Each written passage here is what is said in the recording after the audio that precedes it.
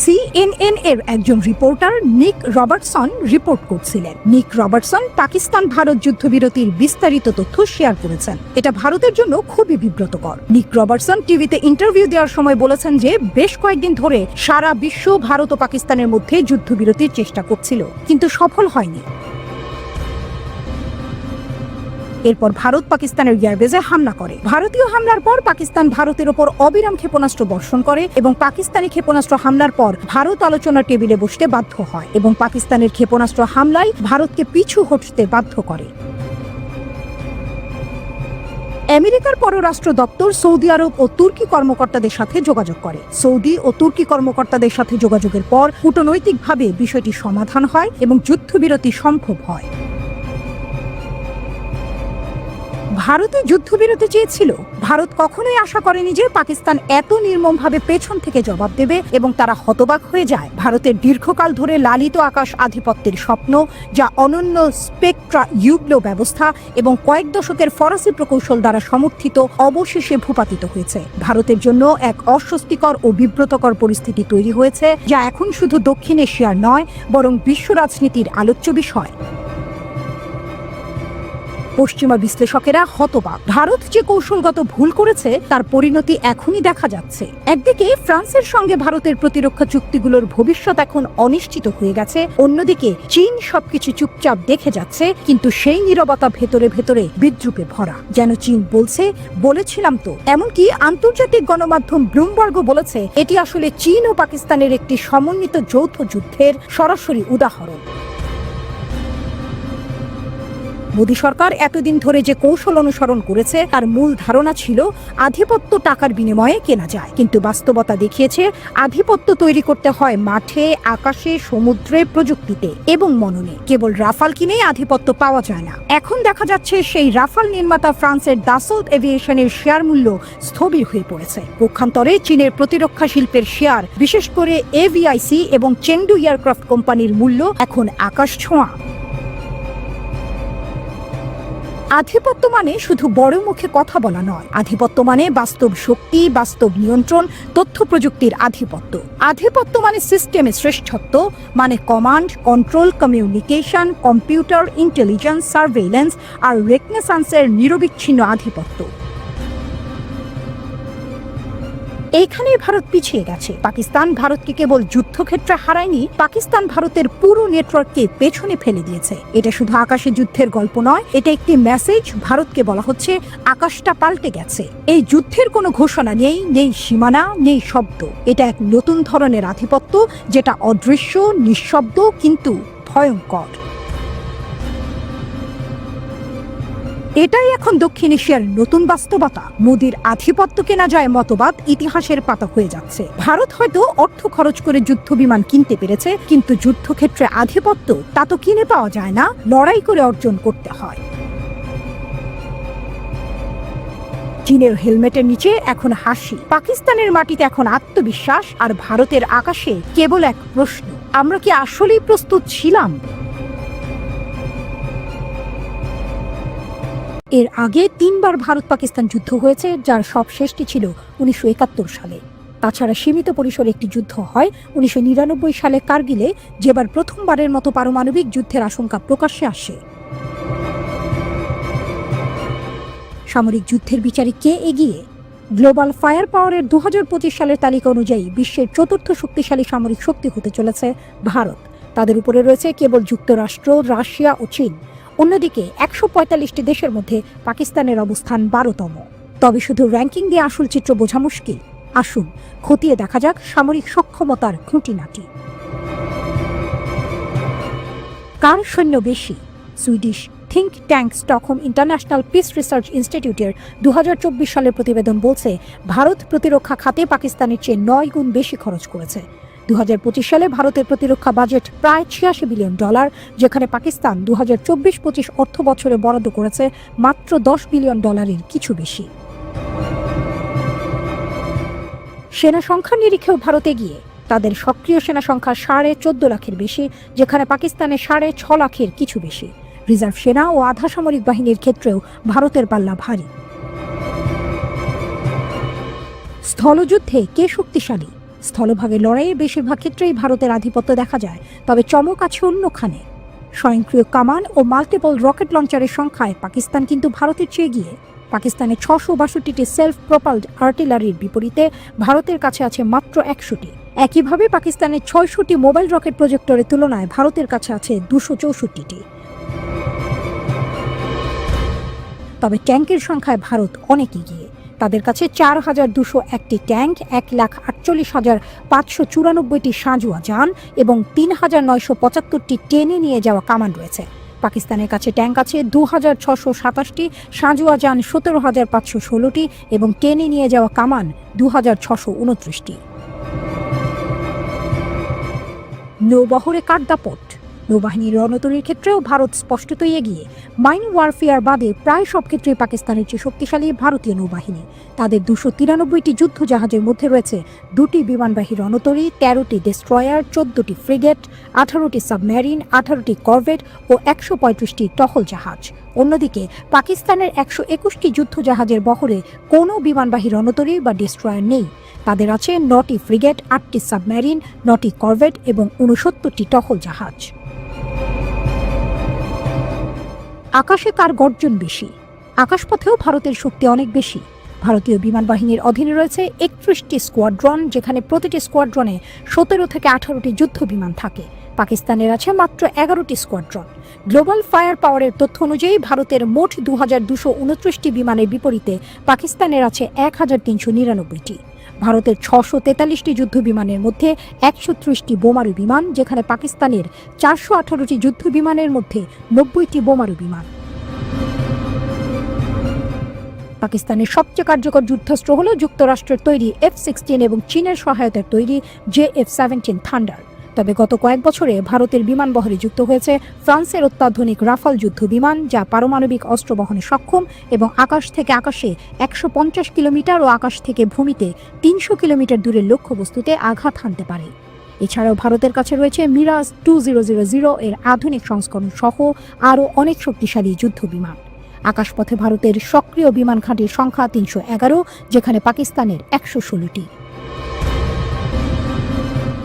পরমাণু অস্ত্র সমানে সমানে টক্কর। পারমাণবিক অস্ত্রের ক্ষেত্রে সুইডিশ থিঙ্ক ট্যাঙ্ক সিপ্রির 2024 সালের প্রতিবেদন বলছে 2টি দেশ প্রায় একই অবস্থানে রয়েছে। ভারতের কাছে আনুমানিক 172টি এবং পাকিস্তানের কাছে 170টি পারমাণবিক ওয়ারহেড মজুদ আছে। তবে এর মধ্যে কতগুলো ব্যবহারযোগ্য অবস্থায় আছে তা নিশ্চিতভাবে জানা যায় না। সিপ্রির মতে পাকিস্তান মূলত ভারতের সঙ্গে পাল্লা দিয়েই পারমাণবিক অস্ত্র তৈরি করছে, যেখানে ভারত মনোযোগ দিয়েছে দূরপাল্লার অস্ত্রের দিকে, যা চীনকেও লক্ষ্যবস্তু করতে সক্ষম। উল্লেখ্য, ভারত ও পাকিস্তানের প্রতিবেশী চীনও পারমাণবিক শক্তিধর দেশ এবং 2024 সালে তাদের ওয়ারহেডের সংখ্যা উল্লেখযোগ্যভাবে বাড়িয়েছে। ক্ষেপণাস্ত্রের দৌড়। ক্ষেপণাস্ত্রের পাল্লা ও সক্ষমতার বিচারেও হাড্ডাহাড্ডি লড়াই।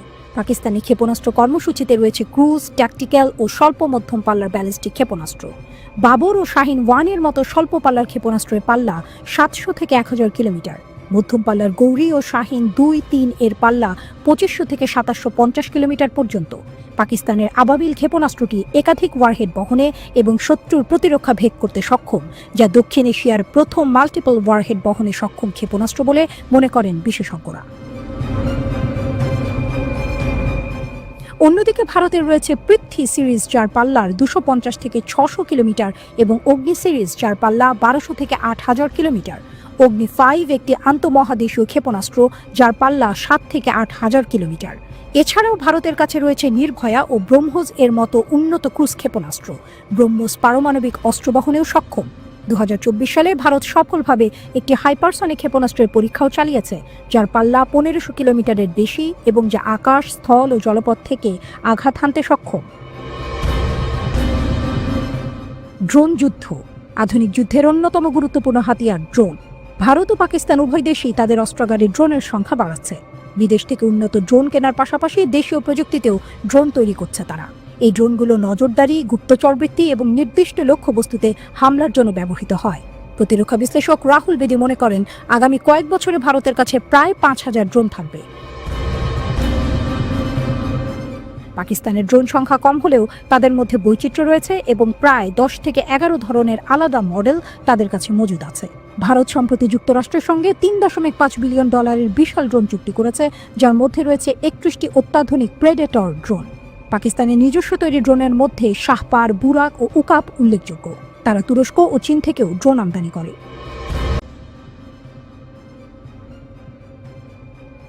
পাকিস্তানিরা দাবি করছে পাকিস্তানের বড় বিজয়, আর ভারতের মুখে শক্ত চপেটাঘাত। গত কয়েকদিন ধরে ভারত ও পাকিস্তানের মধ্যে উত্তেজনা চরমে উঠেছিল।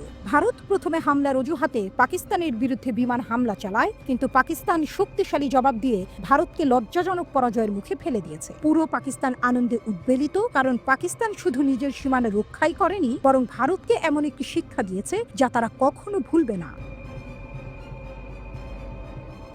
ভারতের অপপ্রচার ও পাকিস্তানের জবাব। পাকিস্তানি সংবাদ মাধ্যমের দাবি, ভারতীয় মিডিয়া এবং নেতারা দিনরাত পাকিস্তানের বিরুদ্ধে মিথ্যা প্রচারণা চালিয়েছে। তারা দাবি করেছিল যে তারা জঙ্গি ক্যাম্প ধ্বংস করেছে, কিন্তু বাস্তবে তারা শুধু পাকিস্তানের খালি জঙ্গলে বোমা ফেলেছে। পাকিস্তান বিমান বাহিনী তখন জবাব দেয়, ভারতের 2টি যুদ্ধ বিমান ধ্বংস করে এবং একজন পাইলটকে বন্দী করে। মার্কিন প্রেসিডেন্ট ডোনাল্ড ট্রাম্প যখন ভারত পাকিস্তানের মধ্যে যুদ্ধবিরতির ঘোষণা দিলেন, তখন ভারতীয় মিডিয়ার অবস্থা কেমন হলো? তারা হয়তো হতাশায় চিৎকার করতে লাগলো, এ কি হলো? আমরা তো পাকিস্তানকে শেষ করে দেব বলে কথা দিয়েছিলাম। কিন্তু বাস্তবতা হলো ভারতের পরাজয় স্পষ্ট। 5টি যুদ্ধ বিমান হারিয়েছে। পাকিস্তান ভারতের 5টি যুদ্ধ বিমান ভূপাতিত করেছে, যার মধ্যে একটি MI-17 হেলিকপ্টার নিজেদের ভুলেই ফেলেছে ভারতীয়রা। 2 এয়ার ডিফেন্স সিস্টেম ধ্বংস। পাকিস্তান ভারতের S-400 ডিফেন্স সিস্টেমেও আঘাত করেছে, যা তাদের জন্য বিশাল ক্ষতি। 3 অর্থনৈতিক ক্ষতি। এই সংঘর্ষে ভারতের প্রায় $83 বিলিয়ন ক্ষতি হয়েছে, শেয়ার বাজার ধসে পড়েছে। 4 আন্তর্জাতিক সমর্থন হারানো। আমেরিকা, রাশিয়া, চীন সবাই পাকিস্তানের পক্ষ নিয়েছে, ভারত একা হয়ে গেছে। পাকিস্তানের শক্তিশালী কূটনীতি। পাকিস্তানের প্রধানমন্ত্রী এবং সেনাবাহিনী অত্যন্ত দক্ষতার সাথে এই সংকট মোকাবেলা করেছেন। চীন, তুরস্ক এবং সৌদি আরব পাকিস্তানের পাশে দাঁড়িয়েছে, বিশেষ করে চীন, যারা কাশ্মীর ইস্যুতে জাতিসংঘে পাকিস্তানকে সমর্থন দিয়েছে। ভারতীয় মিডিয়ার লজ্জাজনক ভূমিকা। ভারতীয় মিডিয়া মিথ্যা খবর ছড়িয়ে জনগণকে বিভ্রান্ত করেছে। তারা পাকিস্তানি ভূখণ্ড দখল করার স্বপ্ন দেখিয়েছিল, কিন্তু শেষ পর্যন্ত ভারতই লজ্জায় মুখ লুকিয়েছে। শনিবার রাতে ভারত অভিযোগ করেছে, পাকিস্তানের সঙ্গে যুদ্ধবিরতি ঘোষণা হওয়ার কয়েক ঘন্টার মধ্যেই একাধিক জায়গায় তার লঙ্ঘন করেছে পাকিস্তান। তবে যুদ্ধবিরতি লঙ্ঘনের অভিযোগ অস্বীকার করেছেন পাকিস্তানের তথ্যমন্ত্রী আতাউল্লাহ তারার। জাতির উদ্দেশ্যে দেয়া ভাষণে পাকিস্তানের প্রধানমন্ত্রী শেহবাজ শরীফ ভারতের সঙ্গে যুদ্ধবিরতিকে পাকিস্তানের ঐতিহাসিক বিজয় বলে দাবি করেছেন। আলোচনার মাধ্যমে পানি বন্টন ও কাশ্মীর সহ বিতর্কিত বিষয়ে সমাধানের আশা করেছেন তিনি। যুদ্ধবিরতির ঘোষণা আসার আগ পর্যন্ত ভারত আর পাকিস্তানের সংঘর্ষ চরমে ওঠে শুক্রবার মধ্যরাতের পর থেকে। রাতভর ড্রোন হামলা ও গোলাবর্ষণের মাধ্যমে পাকিস্তান ও ভারতের মধ্যে সংঘর্ষ তীব্র হয়। পাকিস্তান জানায়, ভারত তাদের 3টি বিমান ঘাঁটিতে হামলা চালিয়েছে। এর জবাবে তারাও ভারতীয় একটি বিমান ঘাঁটি এবং অন্যান্য লক্ষ্যবস্তুতে আঘাত করেছে। ভারতের অপারেশন সিন্দুরের বদলা হিসেবে পাকিস্তান অপারেশন বানিয়ান মারসুস শুরু করার তথ্য জানায়।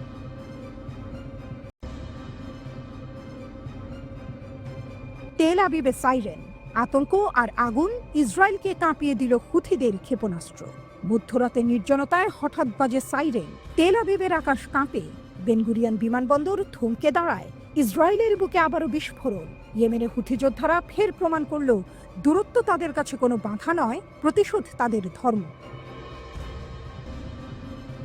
শুক্রবার পার্স টুডে জানিয়েছে, ইয়েমেনি সশস্ত্র বাহিনী তেল আবিবের অন্যতম গুরুত্বপূর্ণ এলাকা বেনগুরিয়ান বিমানবন্দরে একটি ব্যালিস্টিক ক্ষেপণাস্ত্র ছুড়ে মারে। সেই সঙ্গে ইয়েফা নামের একটি প্রাণঘাতী ড্রোন তেল আবিবের আরও একটি কৌশলগত লক্ষ্যবস্তুতে আঘাত হানে। ইয়েমেনি বাহিনীর মুখপাত্র ব্রিগেডিয়ার জেনারেল ইয়াহিয়া সারি স্পষ্ট জানান, এই হামলা গাজায় ইসরায়েলের গণহত্যার জবাব। এই আঘাত, এই আগুন ফিলিস্তিনের রক্তের দাম। তিনি দাবি করেন, ব্যালিস্টিক ক্ষেপণাস্ত্রটি সরাসরি লক্ষ্যবস্তুতে আঘাত করেছে। ইসরায়েলের যে প্রতিরক্ষা ব্যবস্থা থার্ড সহ এতদিন গর্বের বিষয় ছিল, তা একবারে ভেঙে পড়ে। থার্ড, যা যুক্তরাষ্ট্রের সবচেয়ে আধুনিক প্রতিরক্ষা ব্যবস্থা, হুথিদের ক্ষেপণাস্ত্র ঠেকাতে পারেনি। ইয়েমেনের পাহাড় থেকে 2000 কিলোমিটার দূরত্ব পেরিয়ে এই আঘাত যেন একটাই বার্তা দেয়, ইসরায়েল, তুমি নিরাপদ নও। এই হামলার পর প্রায় 1 ঘন্টার জন্য বেনগুরিয়ান বিমানবন্দর সম্পূর্ণ বন্ধ করে দেওয়া হয়। পুরো তেল আবিব এবং আশেপাশের 200টিরও বেশি এলাকায় সাইরেন বেজে ওঠে। ইসরায়েলি মিডিয়া জানায় লক্ষ লক্ষ মানুষ ছুটে যায় আশ্রয় কেন্দ্রে। আতঙ্ক, বিভ্রান্তি আর বিশৃঙ্খলায় ভরে ওঠে শহর। তেল আবিবে বড় ধরনের বিস্ফোরণের কথা নিশ্চিত করেছে ইয়েমেনি সূত্র। ইসরায়েলি গোয়েন্দা সংস্থা এখন তদন্ত করছে কিভাবে এত দূর থেকে এমন সুনির্দিষ্ট ও সফল হামলা সম্ভব হলো। এটা এমন এক সময় ঘটল যখন হুথি নেতৃত্বাধীন সানা সরকার স্পষ্ট জানিয়ে দিয়েছে ইসরায়েলি রাষ্ট্রের বিরুদ্ধে তাদের অবরোধ অব্যাহত থাকবে। আকাশপথ ও সমুদ্রপথে নিষেধাজ্ঞা কঠোর করা হবে। বিশ্বের বিভিন্ন বিমান সংস্থাকে সতর্ক করা হয়েছে যেন তারা ইসরায়েলের দখলকৃত অঞ্চলে ফ্লাইট বন্ধ করে দেয়। ইতিমধ্যেই জার্মানির লুফথানসা ঘোষণা দিয়েছে 18 মে পর্যন্ত তেল আবিবে তাদের সব ফ্লাইট স্থগিত থাকবে। ইয়েমেনের রাজধানী সানার আল সাবাইন স্কোয়ারে ফিলিস্তিনিদের সমর্থনে মিলিত হয় লাখো ইয়েমেনি। এই সমাবেশে তারা দাবি করে গাজাকে সমর্থন করা শুধু রাজনৈতিক দায়িত্ব নয়, বরং তা ঐশ্বরিক বিজয়। মার্কিন ড্রোন হামলার মাঝেও তারা পিছিয়ে যায়নি, বরং আরও প্রতিজ্ঞা করেছে ইহুদিবাদী শাসন ব্যবস্থাকে ইতিহাসের পাতায় ঠেলে দেবে তারা। ওমানের মধ্যস্থতায় মার্কিন যুক্তরাষ্ট্র ও ইয়েমেনের মধ্যে যুদ্ধবিরতি হলেও হুথিরা স্পষ্ট করেছে এই চুক্তি ইসরায়েলকে রক্ষা করে না। ইসরায়েলের বিরুদ্ধে তাদের প্রতিরোধ চলবে যতক্ষণ না গাজায় হত্যা বন্ধ হয়। ইসরায়েলের নিরাপত্তা বিশ্লেষক হিলাল বিটান রোজেন বলেন এই ঘটনা থার্ড প্রতিরক্ষা ব্যবস্থার দ্বিতীয় ব্যর্থতা। তিনি বলেন ইসরায়েলের মাথা ব্যথা এখন প্রতিটি হুথি ক্ষেপণাস্ত্র। সাবেক যুদ্ধমন্ত্রী আভিগডর লিবারম্যান রীতিমতো হতাশ। তিনি ক্ষুব্ধ হয়ে বলেন যুদ্ধের পর 1 বছর 7 মাস কেটে গেছে এবং প্রতিদিন লাখ লাখ ইসরায়েলি আশ্রয় কেন্দ্রে ছুটে যাচ্ছে। বিরোধী দলীয় নেতা ইয়ার ল্যাপিডো ইয়েমেনি অবকাঠামোর ওপর তাৎক্ষণিক আক্রমণের আহ্বান জানিয়েছেন এবং নেতানিয়াহু সরকারকে ভয় এবং গড়িমসি করার অভিযোগ করেছেন। ইহুদিবাদী সাংবাদিক ডোরন কাদোসো মার্কিন যুক্তরাষ্ট্র এবং ইয়েমেনের মধ্যে সাম্প্রতিক যুদ্ধবিরতির কথা উল্লেখ করেছেন এবং এই আক্রমণকে ইসরায়েলকে একা ফেলে রাখার ফলাফল বলে মনে করছেন। এবং একই সঙ্গে তিনি লিখেছেন প্রতিটি ছোড়া ক্ষেপণাস্ত্রের মধ্যে ইসরায়েলের সমস্যা আছে। হুথিরা আবারও দেখিয়ে দিল তারা কোনো অঞ্চলের সীমানায় আটকে নেই। তারা শত্রুকে তার ঘরে গিয়ে আঘাত হানতে জানে। তাদের হৃদয়ে আছে প্রতিশোধের অগ্নিশিখা।